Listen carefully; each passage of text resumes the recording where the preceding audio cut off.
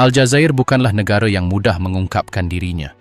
Di antara hiruk-pikuk Algier, jalanannya yang dipenuhi bangunan-bangunan era kolonial, dan kesunyian gurun Sahara yang nyaris mutlak, terbentanglah negeri dengan berbagai ekstrim yang seolah berada di dunia yang berbeda. Di sini, desa-desa yang berbatasan dengan oasis tampak membeku dalam waktu, rumah-rumah bata, jalanan berdebu, anak-anak berlarian di antara kuda dan keledai, sementara pegunungan menjulang di cakrawala. Segalanya tampak indah dan damai, hingga Anda menyadari bahwa tak seorang pun benar-benar mengungkapkan isi hatinya. Di Aljazair, kehidupan sehari-hari terbentang di tengah tradisi yang telah bertahan selama berabad-abad dan kekuatan sentral yang mengawasi setiap langkah. Keluarga menyimpan rahasia, seksualitas dijalani dalam keheningan, dan adat istiadat kuno bercampur dengan yang terlarang. Kota-kotanya memancarkan modernitas, tetapi di balik fasadnya tersimpan kisah-kisah yang tak seorang pun berani ungkapkan. Ritual, takhayul, konspirasi politik, dan kesunyian yang dipaksakan. Apa yang akan Anda saksikan hari ini bukanlah panduan wisata atau penceritaan fakta-fakta yang membosankan. Ini adalah perjalanan menelusuri realitas Aljazair. Dari sudut-sudut di mana tradisi mengalahkan hukum hingga ke tempat kekayaan berdampingan dengan kemiskinan ekstrim dan di mana setiap tindakan mungkin diawasi.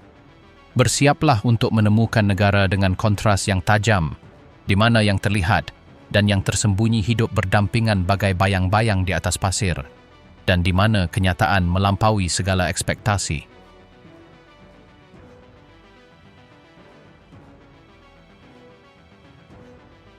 Kekuatan tak kasat mata, politik dan pengawasan. Untuk memulai perjalanan ini, saatnya menyelami sisi Aljazair yang paling buram dan sunyi. Negara ini mengungkapkan kebenarannya yang paling mentah ketika Anda mengamati apa yang tak terucapkan. Kekuatan yang merasuki ini bukanlah teori abstrak, melainkan sesuatu yang nyata yang membentuk segalanya, mulai dari ritme kota yang tak tergesa-gesa, hingga keheningan yang menyelimuti rumah-rumah. Siapapun yang pernah tinggal di sana tahu, beberapa kata yang diucapkan di saat yang salah dapat mengubah takdir. Di Algier, ibu kotanya, jalan-jalan lebar, dan bangunan-bangunan kolonial yang terawat, baik memancarkan citra keteraturan yang sempurna.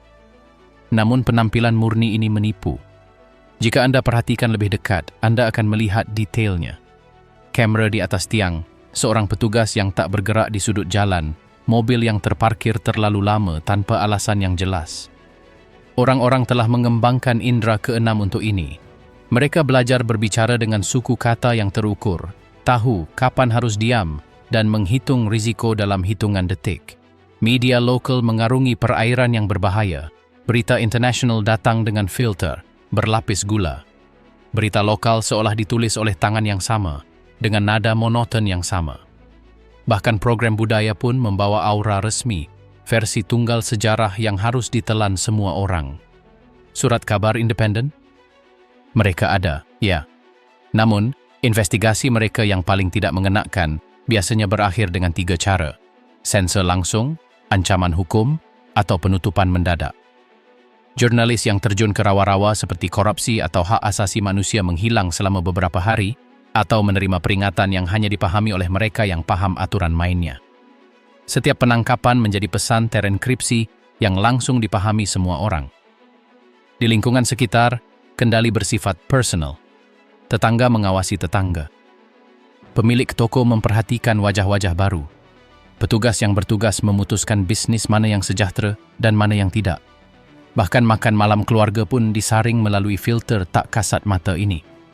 Ada topik-topik terlarang, nama-nama yang tak disebutkan, jalan-jalan yang sebaiknya dihindari di malam hari. Pengawasan negara dilengkapi dengan sensor diri sosial ini, sebuah mekanisme pertahanan kolektif yang diadopsi semua orang untuk terus maju. Ruang kelas seharusnya menjadi ruang bebas, tetapi kenyataannya tidak. Guru menghindari bab-bab sejarah yang kurang nyaman. Buku teks menghilangkan informasi kontroversial. Siswa diajari, terutama, untuk mengulang, bukan untuk bertanya. Ketika seorang guru menantang batasan ini, mereka biasanya akan dipindahkan ke daerah lain atau berhenti dari pekerjaannya. Pengetahuan dikekang. Di daerah pedesaan, kekuasaan dijalankan secara lebih langsung. Para pemimpin lokal menentukan pembangunan, bisnis, bahkan tradisi. Orang-orang menyesuaikan hidup mereka. Mereka menghindari jalan raya, meredam perkataan mereka dengan orang luar, dan merayakan dengan tenang. Kepatuhan bukanlah pilihan, itu adalah harga dari kedamaian sehari-hari. Namun, hidup terus berjalan. Orang-orang bekerja, berbelanja di pasar, merayakan pernikahan, dan membesarkan anak-anak mereka. Tetapi selalu dengan perhitungan internal yang bekerja. Mungkinkah apa yang akan saya katakan menyakiti saya? Siapa yang mendengarkan? Penyensoran diri telah menjadi refleks, sealami bernapas. Lalu ada mereka yang menghilang. Aktivis, jurnalis, siapapun yang menyebabkan terlalu banyak masalah. Keluarga mereka menunggu tanpa jawaban dalam ketidakpastian yang menyiksa. Keheningan ini mungkin merupakan alat sistem yang paling efektif. Ia tidak butuh penjelasan, hanya konsekuensi. Prosedur birokrasi apapun bisa menjadi mimpi buruk. Para pejabat memegang kekuasaan diskresioner tanpa kendali. Keputusan mereka memengaruhi kehidupan, bisnis, dan masa depan. Kehati-hatian tak hanya menjadi kebajikan, tetapi juga keharusan. Meski begitu, di sudut-sudut tersembunyi, perlawanan muncul. Bisikan-bisikan di kafe, pertemuan rahasia, pesan yang muncul dan menghilang di media sosial. Tindakan-tindakan pembangkangan kecil yang menunjukkan bahwa jiwa manusia tidak sepenuhnya hancur. Namun risikonya sangat besar, dan margin kesalahannya nol. Aljazair hidup seperti ini, dalam keseimbangan yang genting antara kesan normalitas dan pengawasan terus-menerus. Kebebasan ada di celah-celah yang tak terjangkau oleh kendali. Ini adalah negara di mana otonomi dinegosiasikan setiap hari, di mana bungkam tak kasat mata mendefinisikan batas-batas dari apa yang mungkin.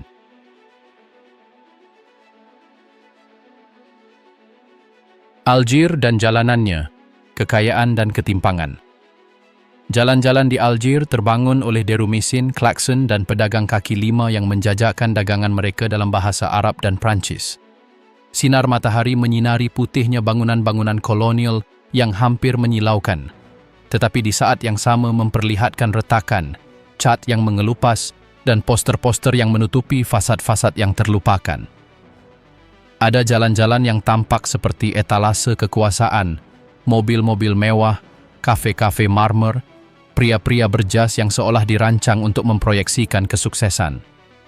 Namun hanya beberapa meter jauhnya, gang-gang sempit dan bangunan-bangunan tua menjadi rumah bagi keluarga-keluarga yang hidup dari apapun yang mereka temukan.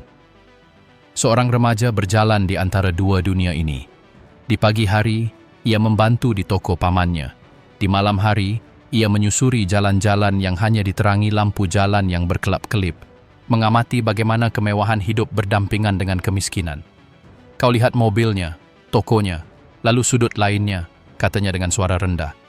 Ini permainan yang tak seorang pun jelaskan. Kau hanya belajar bagaimana menjalaninya. Tak seorang pun mengajarkannya. Tak seorang pun membicarakannya. Namun, semua orang tahu jalan mana yang harus dihindari dan mana yang harus diseberangi dengan hati-hati. Alun-alun utama, tempat turis hampir tak berani beranjak, tampak seperti eksperimen modernitas. Menara-menara kaca memantulkan langit biru yang pekat, sementara di balik fasad-fasad itu terjadi transaksi-transaksi yang tak seorang pun sebutkan. Kontrak rahasia, transaksi yang melibatkan tanah, minyak, impor. Semua bercampur dengan birokrasi yang lambat dan korupsi yang terselubung. Seorang pengusaha berkomentar bahwa apa yang Anda lihat di sini hanyalah sebagian kecil dari apa yang terjadi. Dan ia mengatakannya tanpa meninggikan suara, seolah-olah berbicara lebih keras akan berbahaya. Di beberapa lingkungan, pasar menjadi mikrokosmos kota. Buah segar, rempah-rempah, pakaian bekas. Para lelaki menawar harga, para perempuan memperhatikan anak-anak mereka, para lansia mengamati. Ada percakapan yang tak langsung jelas. Pesan terenkripsi, gesture. tatapan yang mengisyaratkan aliansi tak kasat mata. Wang beredar, tetapi tidak selalu di tempat yang anda duga. Sebuah gedung apartmen yang baru dibangun menyembunyikan kisah-kisah di balik fasad putihnya. Beberapa lantai kosong, yang lain diam-diam disewakan. Keluarga yang tak saling bicara tetapi tahu reputasi tetangga dan pengunjung. Diam adalah aturannya, kata seorang perempuan yang bekerja sebagai asisten administrasi. Kalau terlalu banyak bicara, selalu ada yang mendengarkan. Ada rumor tentang apartemen yang dibeli dengan dana haram, izin yang tak pernah ada, dan bantuan yang tak diakui siapapun. Kawasan wisata di Algier menyajikan gambaran yang berbeda. Restoran-restoran dengan pencahayaan yang hangat, teras-teras yang penuh dengan turis dan penduduk lokal yang berpartisipasi, tetapi hanya di permukaan. Modernitas di sini hanyalah hiasan. Di balik permukaan, para pekerja membersihkan meja, anak-anak muda berpapasan berjualan souvenir, dan bisnis-bisnis beroperasi hanya dengan persetujuan perantara yang kuat.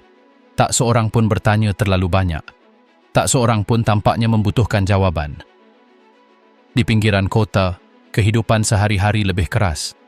Jalanan tak beraspal. Air yang datang tak teratur. Anak-anak bermain di antara puing-puing. Kontrasnya begitu tajam hingga hampir menyakitkan. Sebuah kafe mewah di latar belakang. Atap seng di latar depan. Namun, ada jaringan pendukung yang tak kasat mata. Tetangga yang berbagi makanan, kelompok-kelompok yang berorganisasi untuk mencari pekerjaan sementara, dan aliansi yang tak pernah diakui publik. Percakapan tentang politik dan uang bahkan lebih sensitif. Di kafe-kafe kecil, beberapa pria membisikkan nama pejabat, kontrak rahasia, dan properti yang asal-usulnya masih menjadi misteri. Namun bukan hanya tentang ketidaksetaraan dan kendali. Kehidupan juga mengalir dengan sendirinya. Dari pernikahan yang dirayakan dengan musik tradisional, hingga anak muda yang mencari hiburan di konser-konser bawah tanah, hingga keluarga yang makan malam bersama di tengah segala rintangan. Gastronomi dan ritual rasa. Setelah menyusuri jalanan Algier, kita akan menyadari bahwa kota ini juga berbicara melalui makanannya. Misalnya, kios-kios kecil tempat tepung dicampur dengan rempah-rempah dan kuskus segar yang melayang di udara bagaikan peta adat kuno. Kita melihat pria-pria dengan celemek bernoda, wanita-wanita membawa nampan berisi permen, dan anak-anak memunguti pecahan-pecahan yang jatuh. Makan siang keluarga bisa berlangsung berjam-jam. Kuskus biasanya disajikan dengan sayuran, daging domba atau ayam, dan terkadang ikan di kota-kota pesisir. Sajian pertama dipersembahkan kepada kepala keluarga, yang kedua kepada para tamu. Keheningan. Tatapan sekilas. Isyarat yang salah, hidangan yang tertinggal dapat ditafsirkan. Aturannya tidak tertulis, tetapi semua orang mengetahuinya. Di beberapa lingkungan, ritual hari raya dirayakan. Sup kental yang terbuat dari lentil, buncis, dan rempah-rempah disiapkan sebelum fajar. Para wanita tua memegang sendok sayur besar dan berbicara di antara mereka sendiri dengan nada yang terkesan penuh rahasia, hampir seperti konspirasi. Para pemuda mengamati, belajar, terkekeh dalam hati, memahami bahwa ini bukan sekadar makanan. Ini adalah pesan tersirat. Siapa yang memasak, siapa yang menyajikan, siapa yang dilayani pertama, semuanya memiliki bobot. Sebuah kontras yang tak terduga. Di restoran-restoran mewah di Algier, cita rasa berpadu dengan kemegahan. Hidangan disajikan dengan ketelitian yang teatrikal, meja marmer, dan peralatan makan perak yang berkilauan. Di sini, makanan adalah kekuatan, ukuran porsi, kualitas bahan, urutan penyajiannya. Beberapa bahkan menggunakan makan malam ini sebagai demonstrasi pengaruh. Mereka mengatakan bahwa tajin yang lezat dapat membuka lebih banyak pintu daripada pidato apapun. Namun di rumah-rumah, jauh dari marmer, makanan memiliki ritme yang berbeda. Orang-orang makan dengan tangan, berbagi roti pipih, dan memadukan cita rasa yang kuat dan manis. Mereka minum teh kental sambil membahas urusan keluarga. Perayaan adalah klimaksnya. Pernikahan, kelahiran, ritual keagamaan. Berlebihan bukanlah dosa, melainkan kewajiban. Setiap hidangan mencerminkan hierarki, sejarah, dan status sosial. Makan perlahan, makan banyak, makan bersama. Ada pula takhayul. Tidak ada yang terbuang. Sebutir kuskus yang jatuh ke lantai dipungut dengan hati-hati. Sisa daging disimpan untuk hewan. Ada yang percaya bahwa suapan pertama menentukan keberuntungan hari itu, kesehatan anak-anak mereka, dan suasana hati pasangan mereka. Yang lain berpikir bahwa menyajikan hidangan dengan tidak benar mendatangkan nasib buruk. Kenyataannya, tidak ada yang melanggar aturan ini, meskipun tidak ada yang membicarakannya dengan lantang. Di pasar, penganan manis memiliki bahasanya sendiri. Kurma, kacang almond, kue dengan madu dan kenari. Mereka disiapkan untuk tamu, untuk tetangga, untuk alasan apapun yang membenarkan perayaan. Orang-orang memperhatikan saat anak-anak memilih terlebih dahulu dan saat orang dewasa menunggu dengan sabar. Tidak ada yang berkomentar langsung, tetapi semua orang mengerti bahwa makanan dapat mengekspresikan kemurahan hati, status, atau bahkan celaan. Teh, elemen yang tak terpisahkan itu, menjadi panggung untuk percakapan dan strategi. Teh disajikan dalam gelas-gelas kecil, selalu panas. Jumlah gula, cara penyajiannya di atas nampan, cara penyajiannya dimiringkan saat diserahkan. Semuanya menunjukkan sesuatu.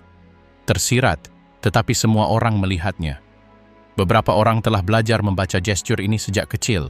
Sebuah ya atau tidak mungkin tersembunyi di antara daun mint yang mengambang. Tapi jangan tertipu, tidak semuanya serius. Ada juga humor. Dari anak-anak yang menyembunyikan permen, hingga perempuan yang melontarkan komentar sarkastis tentang tetangga, hingga laki-laki yang mencicipi hidangan hanya untuk melihat reaksi orang lain. Makanan menjadi panggung kekuasaan, ritual dan permainan sekaligus. Dan akhirnya ada perayaan publik. Selama Ramadan, kota-kota dipenuhi meja tempat orang-orang makan sambil menikmati matahari terbenam. Perayaan lainnya menandai kalender dengan pesta jalanan, domba panggang, roti raksasa, rempah-rempah yang bercampur di udara, dan mengharumkan seluruh kota. Pola sosial diamati, siapa yang melayani siapa, siapa yang duduk di sebelah siapa, siapa yang lebih diperhatikan. Di Algier, gastronomi bukan hanya tentang kesenangan. Makan di sini berarti memahami apa yang tak terucap, membaca gesture, menangkap sinyal, dan bertahan di tengah cita rasa. Pada akhirnya, seseorang meninggalkan meja dengan perasaan telah melihat sesuatu yang lebih dari sekadar makanan. Jaringan tak kasat mata yang menopang kehidupan dan hubungan di kota yang penuh kontras ini. Ritual, takhayul, dan sihir kuno. Setelah kita menjelajahi gastronomi, saatnya menyelami sisi mistisnya. Misalnya, di pegunungan dekat Kabylie, penduduknya masih mengikuti tradisi kuno yang seolah terlupakan oleh waktu. Di sini, para perempuan meninggalkan sesaji di pohon sebelum menikah, sementara para lelaki meletakkan batu-batu yang dicat di sepanjang jalan setapak untuk menarik keberuntungan. Tak jarang melihat seorang dukun berjubah hitam berjalan melintasi padang rumput, tangannya menggambar simbol-simbol di udara, menggumamkan kata-kata yang hanya dipahami oleh segelintir orang. Tak seorang pun menyela. Semua orang tahu bahwa menatap terlalu lama dapat membawa nasib buruk. Sementara itu, di desa-desa selatan, festival musim semi dirayakan, memadukan doa-doa Islam dengan nyanyian suku. Daging domba dimasak di atas api besar, tubuh-tubuh dilukis dengan henna, dan bunga-bunga dilempar ke udara sebagai bagian dari ritual kesuburan. Kaum muda berpartisipasi, meskipun mereka tidak memahami semua tahapannya. Di sini diceritakan kisah-kisah tentang roh-roh pelindung yang bersemayam di mata air tertentu, dan ditekankan bahwa siapapun yang melanggar aturan akan menderita penyakit atau kerugian tak terduga. Itulah sebabnya para dukun di sini dihormati sekaligus ditakuti. Rumah-rumah mereka, yang terkadang terbuat dari bata, dipenuhi herba kering, jimat, dan buku-buku usang. Pria dan wanita dengan penyakit fisik maupun spiritual mendatangi mereka. Ada yang membayar dengan uang, yang lain dengan hewan, bahkan dengan upacara malam hari. Dukun menggunakan api dan air untuk penyucian dan memanggil roh untuk mengungkap rahasia atau menyelesaikan perselisihan keluarga. Ini bukan tahayul yang dangkal. Mereka yang telah menjalani ritual mereka membuktikan perubahan yang tampaknya mustahil dijelaskan. Ada berbagai macam mantra. Pesan terenkripsi ditulis di atas kertas yang dikubur di sudut-sudut rumah. Pita merah diikatkan di pintu untuk melindungi dari rasa iri, dan jimat tembaga ditempatkan di atap. Para tetua memperingatkan bahwa kecerobohan sekecil apapun dapat menyebabkan roh jahat mengubah arah. Di desa-desa dekat gurun, hewan-hewan tertentu, kucing hitam, gagak, ular, dipercaya sebagai pembawa pesan antara dunia ini dan akhirat. Dan melihat mereka dalam keadaan yang tidak biasa dapat meramalkan perubahan besar atau kemalangan. Tidak semua hal terjadi di malam hari. Beberapa ritual berlangsung saat fajar, tepat saat matahari menyinari oasis. Para perempuan tua mengambil air dari mata air suci sambil melantunkan mantra dalam bahasa kuno. Para lelaki menabuh genderang, memukul tanah dengan tongkat, dan memohon angin untuk melindungi tanaman dan memastikan kafilah kembali dengan selamat. Selama berjam-jam, nyanyian, aroma dupa, dan asap rempah-rempah bercampur.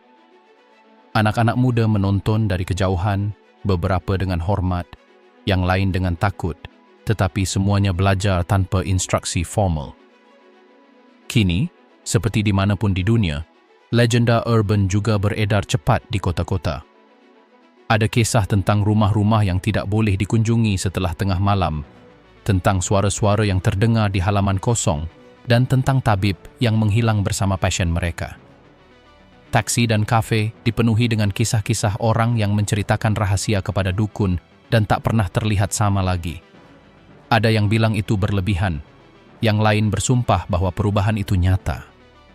Kisah-kisah ini bercampur dengan tanda-tanda yang terlihat di setiap rumah, mulai dari jimat di pintu dan batu-batu yang dicat di sepanjang jalan setapak hingga simbol-simbol yang diukir di pohon. Terkadang, festival memadukan hal sakral dan terlarang. Pada tanggal-tanggal tertentu, pengorbanan hewan dilakukan di dalam kandang-kandang kecil, disaksikan oleh masyarakat. Tak ada yang berteriak, tak ada yang mengejek. Tindakan ini dipandang sebagai keseimbangan antara rasa hormat dan takut. Mereka yang berpartisipasi mengklaim bahwa roh jahat telah diusir dan kesehatan, kesejahteraan, serta perlindungan keluarga tetap terjaga. Beberapa pengunjung asing terkejut, yang lain merasakan ketegangan yang tak terlukiskan. Ada pula yang diam-diam melakukan ritual pribadi. Misalnya, perempuan muda mengikatkan benang merah di pergelangan tangan mereka, laki-laki menyembunyikan jimat di saku mereka, dan seluruh keluarga menyimpan batu-batu suci di lemari mereka. Di sini, semuanya diperhitungkan karena kesalahan sekecil apapun dapat mengubah efektivitas ritual. Bahkan di kota, di mana lampu listrik tampak mendominasi, simbol-simbol ini tetap bertahan, mengingatkan kita bahwa tradisi dan takhayul belum hilang. Mereka hanya beradaptasi. Keajaiban juga merasuki kehidupan sehari-hari. Isyarat-isyarat kecil dilakukan sebelum menikah, sebelum berangkat bepergian, atau sebelum membuat keputusan penting. Ekonomi rahasia, kekayaan dan ketimpangan tersembunyi. Jalan keluar dari Hasime Saud terasa tak berujung. Matahari menyinari sumur-sumur minyak dan angin meniupkan pasir ke tenda-tenda para pekerja migran. Di sana, di antara rig pengeboran dan pipa-pipa berkarat, sebagian dari ekonomi Aljazair beroperasi yang tak pernah terlihat di berita. Kontrak-kontrak ditandatangani secara rahasia, perantara yang menghilang membawa jutaan dolar, dan perusahaan-perusahaan asing yang hanya mengerti apa yang menguntungkan mereka. Beberapa pria tua ingat bagaimana 20 tahun yang lalu, mereka bisa melihat truk-truk bermuatan barel menghilang ke selatan tanpa seorang pun berkata sepatah kata pun. Tak seorang pun. Di Algier, kota ini berdetak berbeda. Permukiman kaya memiliki lampu yang tak pernah padam dan mobil-mobil lapis baja yang diparkir di luar gedung-gedung perkantoran, tempat penawaran-penawaran tak kasat mata dibahas. Terkadang, seorang sopir taksi muda berbisik di telinga Anda bahwa ia tahu siapa yang mendapatkan kiriman gas terbesar dalam 5 tahun terakhir. Tak ada dokumen, hanya rumor dan nama-nama yang beredar di kafe-kafe elegan. Tak ada yang mencatatnya, tak ada yang terlalu banyak bertanya. Namun semua orang tahu bahwa kekayaan pribadi bertambah sementara sebagian besar penduduk nyaris tak mampu memenuhi kebutuhan. Di luar kota, pemandangan berubah total. Di desa-desa, kehidupan terbentang di antara toko-toko kecil yang beraroma roti segar dan rempah-rempah yang ditumpuk tinggi dalam karung. Orang-orang bekerja dari fajar hingga senja, sementara kekayaan sejati seolah membeku dalam waktu. Kekayaan itu milik keluarga-keluarga tua yang mewarisi tanah dari era Prancis, atau mereka yang mengendalikan perdagangan sumber daya dengan izin yang tak bisa diperoleh orang lain. Ada bisik-bisik tentang para perantara yang membeli minyak, mengekspor gas, lalu lenyap dengan keuntungan yang tak pernah tercatat. Sementara itu, para politisi lokal memiliki rumah musim panas yang menyerupai istana, jauh dari tempat orang-orang mengantre berhari-hari hanya untuk mengisi kendi air minum. Penyelundupan dan transaksi gelap menjadi hal biasa. Truk-truk bermuatan barang yang secara resmi tidak ada melewati pelabuhan-pelabuhan sekunder dan jalan-jalan pegunungan. Beberapa mengangkut makanan, yang lain bahan-bahan yang sebaiknya tak disebutkan namanya. Para pengemudi truk tutup mulut. Mereka tahu bahwa satu kesalahan kecil bisa merenggut bukan hanya pekerjaan mereka, tetapi juga kebebasan mereka. Rumor beredar luas, pejabat menerima amplop berisi uang tunai, polisi menutup mata, pengusaha menghilang tepat sebelum batas waktu pajak. Kekayaan tidak didistribusikan, ia terakumulasi di tangan segelintir orang. Semua orang pernah mendengar tentang keluarga-keluarga yang mengendalikan SPBU, kontrak ekstraksi, dan jaringan gas. Nama mereka jarang muncul dalam dokumen publik, dan tak seorang pun berani menyelidiki terlalu dalam. Di kafe-kafe di Algier, bisik-bisik beredar tentang politisi dengan rekening di luar negeri, properti yang tak teridentifikasi, dan ikatan dengan perusahaan yang seolah menguap begitu saja. Masyarakat umum telah belajar untuk berpaling, lebih aman seperti itu. Bahkan pemilik toko kecil pun terjerumus ke dalam sistem paralel ini. Ada pemilik toko yang menerima barang dengan asal yang meragukan, yang menjual produk tanpa izin, yang menjaga perekonomian lokal tetap berjalan melalui perjanjian diam-diam. Perempuan yang mengelola toko rempah-rempah atau kain tahu aturan tak tertulis. Siapa yang harus dibayar, kapan harus melakukan pengiriman, bagaimana menghindari inspeksi yang selalu datang di saat yang paling tidak terduga. Di dekat ladang gas, para pekerja asing hidup terisolasi di kamp-kamp darurat. Warga Aljazair dari daerah tersebut jarang masuk. Mereka yang masuk segera menyadari bahwa mereka harus patuh tanpa bertanya. Beredar rumor tentang pembayaran tunai yang berpindah tangan secara tertutup, tentang kontrak ekspor yang tak tercatat dalam pembukuan, tentang inspektur yang mangkir kerja berhari-hari tanpa penjelasan. Sementara itu, penduduk mengamati dari jauh, tanpa sepenuhnya memahami, menyaksikan kekayaan tumbuh tanpa mereka mendapatkan sepeser pun. Bahkan di Algier modern, kedua realitas ini hidup berdampingan. Gedung-gedung perkantoran dengan segala kenyamanannya menyembunyikan pertemuan-pertemuan tempat perizinan pertambangan, ekspor mineral langka, dan lisensi yang menguntungkan segelintir orang dinegosiasikan. Para pengacara dan akuntan mengocok dokumen, beberapa tampak tenang, yang lain tak berusaha menyembunyikan ketegangan mereka. Di luar ruangan-ruangan itu, tak seorang pun tahu apa yang diputuskan, tetapi konsekuensinya terlihat dalam kontrak-kontrak yang tak terpahami dan projek-projek yang tak pernah selesai. Beberapa jurnalis mencoba menelusuri alur cerita yang tak menentu ini. Berita bocor tentang reporter yang menghilang beberapa hari setelah menyelidiki kontrak minyak atau gas. Yang lain terpaksa hanya mempublikasikan angka resmi yang hampir tidak pernah sesuai dengan apa yang dikatakan di jalan, atau foto-foto yang menunjukkan sumur-sumur kosong sementara sumber daya meninggalkan negara itu dalam bayang-bayang. Semua ini bagian dari naskah yang dirancang dengan cermat untuk menjaga penampilan. Di pedesaan, petani dan penggembala hampir tidak pernah melihat sepeser pun kekayaan nasional. Mereka menjual kambing, domba, dan hasil panen mereka kepada tengkulak yang kemudian bernegosiasi dengan perusahaan besar. Ada pembicaraan tentang pembayaran besar-besaran, tentang uang yang mengalir, tetapi tidak pernah sampai ke kantong mereka. Perekonomian real yang menghidupi seluruh keluarga, beroperasi di bidang paralel, dengan rute yang tidak muncul di peta, perjanjian tak terucapkan, dan kode-kode yang hanya dipahami oleh orang dalam. Ketimpangan sangat mencolok di sekolah dan rumah sakit. Di lingkungan kaya, sekolah memiliki laboratorium, perpustakaan lengkap, dan menyelenggarakan perjalanan ke luar negeri. Di desa-desa, anak-anak berbagi meja reyot dan buku-buku berpindah tangan. Memang ada doktor dan rumah sakit, tetapi seringkali peralatan dan obat-obatan disediakan untuk pasien pribadi, sementara kebanyakan orang mengandalkan pengobatan rumahan atau dukun lokal. Di malam hari, Algier menunjukkan dualitasnya yang paling tajam. Di bawah lampu neon, di restoran-restoran elegan, para pengusaha membahas impor dan ekspor gelap. Di luar, para musisi jalanan dan pedagang kaki lima mencoba mencari nafkah. Kontrasnya sungguh brutal. Di satu meja, mereka menghitung uang kertas. Di sudut, mereka menghitung koin. Percakapan berlangsung diam-diam, tatapan sekilas, pesan-pesan dibisikkan di antara hidangan mahal. Kekayaan di sini tidak selalu dipamerkan, terkadang tersembunyi. Kendali atas sumber daya dan kekuasaan politik berjalan beriringan. Para pemimpin lokal memutuskan siapa yang mendapatkan kontrak, siapa yang menerima bantuan, dan siapa yang tersisih.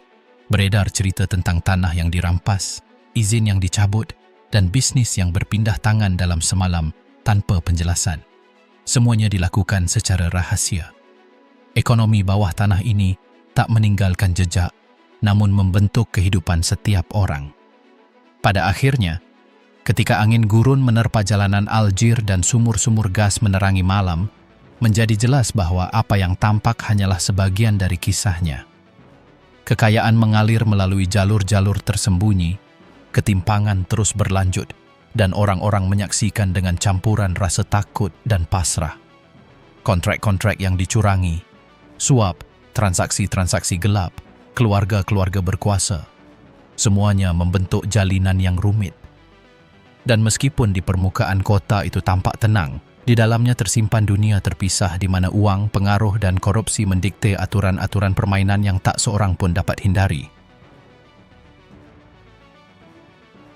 Konspirasi, spionase dan rumor gurun. Jika Anda berkeliling Algier mencari kantor-kantor tempat pengambilan keputusan penting, Anda akan kecewa. Tempat-tempat kekuasaan sejati tidak muncul di buku panduan wisata, juga tidak memiliki plakat berkilau di pintu masuknya. Bangunan-bangunannya sederhana, dengan jendela-jendela yang seolah menatap Anda tanpa membalas tatapan Anda. Seorang warga Aljazair yang kini tinggal di luar negeri bercerita tentang rekannya, seorang reporter yang melakukan kesalahan dengan menyelidiki kontrak-kontrak gas tertentu. Ia menghilang selama 72 jam. Ketika mereka menemukannya, ia tak lagi sama. Ia tidak disakiti secara fisik, tetapi sesuatu yang lebih berharga telah dicuri darinya. Keberanian untuk terus bertanya. Jika penghilangan diam-diam ini terjadi di ibu kota, di Sahara kisah-kisahnya memiliki karakter yang berbeda. Penduduk di daerah dekat ladang minyak telah mengembangkan bahasa isyarat yang utuh untuk menggambarkan apa yang mereka lihat. Mereka bercerita tentang truk tanpa pelat nomor, tentang lampu depan yang menyala dan mati di tengah malam, tentang percakapan radio yang tiba-tiba terputus. Kisah-kisah ini diwariskan dari rumah ke rumah, selalu disertai nasihat yang sama. Sebaiknya, tidak usah diselidiki. Kafe-kafe di pusat kota Algier menjadi saksi pertukaran jenis lain. Di sini, di tengah asap rokok dan aroma teh mint, orang-orang berkumpul yang tak pernah mau menyebutkan nama asli mereka. Mereka menggunakan ponsel yang mereka ganti setiap beberapa hari, berbicara dengan sandi, dan menyebutkan kontrak-kontrak yang tak tercatat dalam catatan resmi manapun. Seorang kenalan yang sering mengunjungi tempat-tempat ini memberitahu saya bahwa disinilah nasib sumber daya negara benar-benar ditentukan, meskipun kita yang berada di luar tidak akan pernah tahu detailnya. Mereka yang telah mencoba menantang sistem ini tahu betul harganya.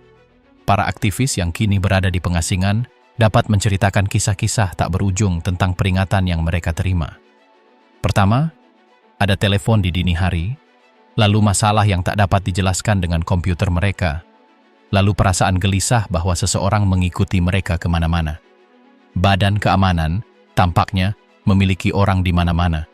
Di universitas, di surat kabar, dimanapun pertanyaan yang tidak mengenakan mungkin muncul. Yang paling mengkhawatirkan adalah bagaimana semua ini melintasi batas negara.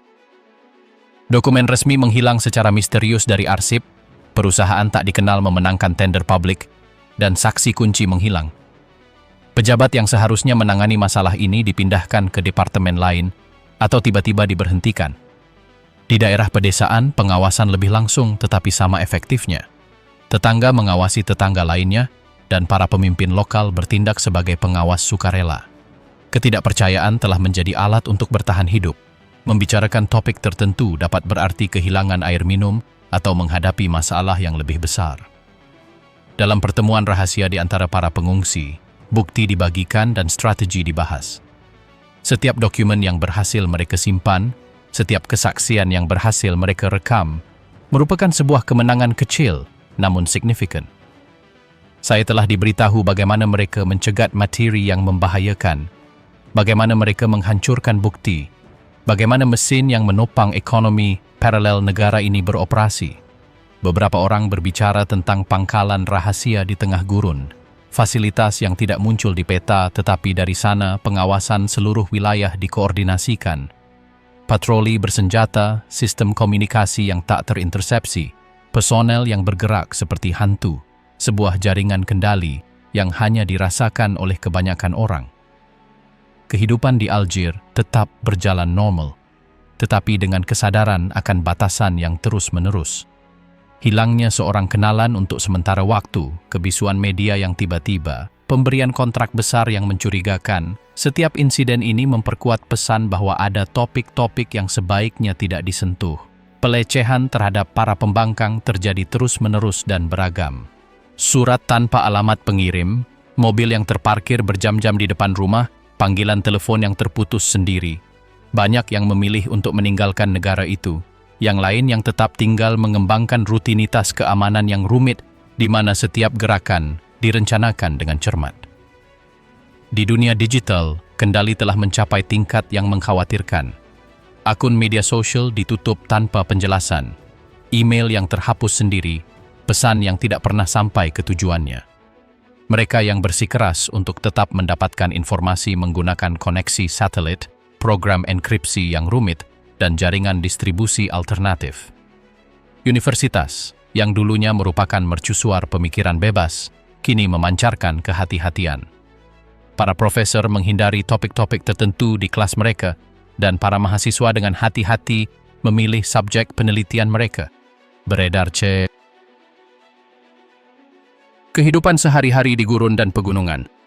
Pegunungan selatan tampak dari kejauhan bagai tembok tak berujung. Puncak-puncaknya berselimut salju di musim dingin, bebatuan kemerahan yang tampak terbakar matahari musim panas. Di lerengnya, desa-desa dari bata dan batu menempel di tanah seolah tak mau lenyap. Atap datar menopang antena darurat dan beberapa panel surya. Anak-anak berlarian tanpa alas kaki di sepanjang jalan setapak berdebu. Mereka memang ada. Rumah-rumahnya tidak mewah. Dinding lumpur, balok kayu, dan selimut digantung di langit-langit untuk menghalau panas. Beberapa pintu berderit saat dibuka, yang lain bahkan tidak tertutup rapat. Di dalam, keluarga-keluarga makan di atas tikar yang dibentangkan di lantai, dikelilingi panci logam dan mangkuk keramik. Listrik terputus-putus, air terkadang hanya tersedia dalam ember yang dibawa kuda atau keledai. Transportasinya setradisional yang dibutuhkan. Kuda-kuda di lembah, unta di rute yang lebih panjang, dan sesekali truk pickup berkarat kesulitan mendaki jalan berbatu. Para pelancong yang datang dari kota mengatakan bahwa berkeliling di sini membutuhkan kesabaran, stamina, dan pengetahuan yang telah diperoleh penduduk setempat sejak kecil. Karavan bukanlah wisata, karavan adalah cara untuk bertahan hidup. Pendidikan mengikuti jadwal yang ketat. Sekolah-sekolah kecil yang tersebar terkadang hanya memiliki satu guru untuk semua tingkatan. Buku langka, buku-buku dipinjam dari desa ke desa. Meskipun demikian, pengajaran tetap disiplin. Anak-anak dan remaja berjalan bermil-mil setiap hari untuk mencapai ruang kelas. Beberapa anak perempuan meninggalkan sekolah lebih awal untuk menikah. Yang lain melanjutkan dengan dukungan keluarga yang menghargai pengetahuan. Festival-festival kuno memenuhi lembah dengan musik dan warna. Pernikahan dirayakan dengan nyanyian dan tarian yang berlangsung selama berhari-hari. Kuda-kuda yang dihiasi selimut bordir berjalan melalui desa-desa, sementara pria dan wanita membacakan puisi-puisi kuno. Tidak ada yang melihat keluar, semuanya terjadi untuk masyarakat, tetapi juga sebagai peringatan bagi mereka yang tidak menghormati adat istiadat. Ada ritual-ritual yang jarang dipahami pengunjung. Pada malam-malam bulan purnama tertentu, beberapa tetua menyiapkan api unggun dan meletakkan benda-benda logam dan kain di sekelilingnya. Mereka melantunkan mantra tanpa kata-kata yang jelas. Hanya suara-suara yang dibawa angin menuju pegunungan. Konon, mereka melindungi desa dari roh jahat. Tak seorang pun menjelaskan segalanya dan tak seorang pun di luar lingkaran itu melihatnya. Perdagangan jarang terjadi tetapi penting. Kafilah-kafilah mengangkut rempah-rempah, tepung dan kain dari selatan ke kota-kota. Negosiasi berlangsung dalam keheningan. Harga terkadang berubah setiap hari, tergantung ketersediaan air dan padang rumput. Para perantara biasanya adalah orang-orang tua terhormat yang mengetahui setiap rute dan setiap risiko. Isolasi melahirkan rahasia. Kisah-kisah tentang sepasang kekasih yang bersembunyi di gua-gua, tentang keluarga yang menjaga peninggalan yang terlupakan, dan tentang hewan-hewan yang seolah tahu kapan bahaya mendekat. Anjing menjaga rumah, dan kuda memperingatkan orang asing dengan ringkikan. Beberapa penduduk setempat mengklaim bahwa gunung-gunung tertentu mengingat mereka yang melewatinya dan hanya mengungkapkan informasi kepada mereka yang cermat. Cuaca memberlakukan aturan yang ketat. Matahari terik di siang hari dan malam hari sangat dingin. Badai pasir muncul tanpa peringatan, memaksa semua orang mencari perlindungan. Pakaian praktis, lapisan wol, jilbab, dan sepatu bot yang kokoh. Desa-desa yang lebih tinggi mengandalkan tungku kayu bakar untuk memasak dan memanaskan. Sumur air merupakan pusat kehidupan sosial dan ekonomi. Para perempuan bekerja dari pagi hingga malam, menggiling gandum, menyiapkan kuskus, merawat hewan, memintal wol, dan mengurus rumah tangga. Beberapa juga berdagang atau mengajar anak-anak. Wajah mereka mencerminkan kerasnya hidup dan tekad mereka untuk menjaga tradisi tetap hidup. Para lelaki merawat hewan, tanaman, dan, jika perlu, menempuh perjalanan jauh untuk berdagang sumber daya. Ritual yang berkaitan dengan alam merupakan hal yang umum. Menanam, memanen, dan kelahiran hewan dirayakan dengan upacara-upacara kecil, nyanyian, doa, dan sebuah benda simbolis yang dikubur di dalam tanah. Segala sesuatu memiliki makna tertentu yang diwariskan dari generasi ke generasi. Anak-anak muda belajar dengan cepat, menyentuh tali domba dengan cara tertentu, atau menabur garam di tanah saat menabur dapat menjadi penentu nasib baik atau buruk. Aljazair. Antara yang sakral dan yang terlarang fajar di Sahara, tak seperti apapun yang pernah Anda saksikan. Pasirnya berubah jinggah dan angin membawa rahasia yang tak seorang pun bicarakan dengan lantang. Kafilah-kafilah yang melintasi oasis bergerak hati-hati. Unta-unta seakan tahu ke mana harus memandang dan para lelaki menyesuaikan sorban mereka untuk melindungi diri dari pasir dan dari mata-mata yang mengintip. Di sinilah hari dimulai dan bersamanya garis kabur antara yang sakral dan yang terlarang. Di desa-desa utara dekat pesisir, masjid-masjid membuka pintunya dan para jamaah berbaris untuk salat subuh. Dinding-dinding berstuko bergema dengan lantunan yang memadukan bahasa Arab klasik dengan dialek lokal. Sementara para tetua menunjukkan kepada kaum muda cara melipat tangan dan menundukkan kepala. Namun di luar tembok-tembok itu, rahasia beredar lebih cepat daripada azan. Berlimpah kisah tentang hubungan cinta yang tak seorang pun setujui. Tentang pasangan yang bersembunyi di kamar-kamar sempit, tentang perempuan yang berpura-pura patuh sambil merencanakan pelarian mereka sendiri. Kontrasnya sangat mencolok. Di kota yang sama, Anda dapat melihat mobil-mobil mewah terparkir di depan rumah-rumah kosong dan kafe-kafe tempat domino dimainkan sementara ritual kuno, pemberkatan, dan mantra perlindungan dilakukan di halaman dalam. Tabib setempat menggunakan ramuan, air, api, dan kata-kata yang seolah dikodekan. Beberapa penduduk percaya bahwa kaum muda harus menjalani ritual inisiasi sebelum menikah. Yang lain berfikir bahwa gunung-gunung tertentu di dekatnya menyimpan jin yang memengaruhi keberuntungan orang-orang yang mengunjunginya. Tidak ada yang menjelaskan semuanya. Informasi hanya tersaring kepada mereka yang tahu cara mendengarkan dengan berbisik. Para wanita memiliki kekuatan yang tersembunyi. Mata mereka mencerminkan sejarah generasi demi generasi, para ibu, anak perempuan, dan nenek yang telah belajar menavigasi antara aturan ketat dan keinginan pribadi. Beberapa mengenakan kerudung, yang lain tidak. Beberapa menikah muda, yang lain menyimpan rahasia yang dapat menyebabkan skandal. Seksualitas, meskipun ditekan di depan umum, adalah ranah negosiasi pribadi, kekasih yang tersembunyi, hubungan gelap, komitmen yang disepakati diam-diam. Desas-desus tentang prostitusi gelap beredar di lingkungan tertentu, tetapi tidak ada yang secara terbuka mengonfirmasi apapun. Segalanya tetap tertutup rapat, di ruangan-ruangan tempat aroma rempah dan parfum bercampur dengan kisah-kisah yang tak pernah terungkap. Agama terjalin erat dengan sihir leluhur. Para tabib memberkati rumah-rumah baru dengan air dan api.